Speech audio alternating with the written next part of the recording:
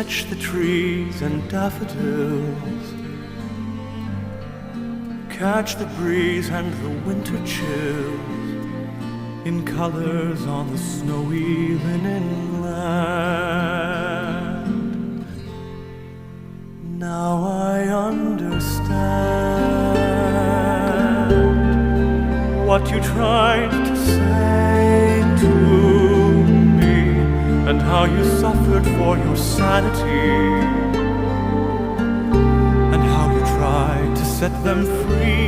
They would not listen, they did not know how. Perhaps they'll listen now.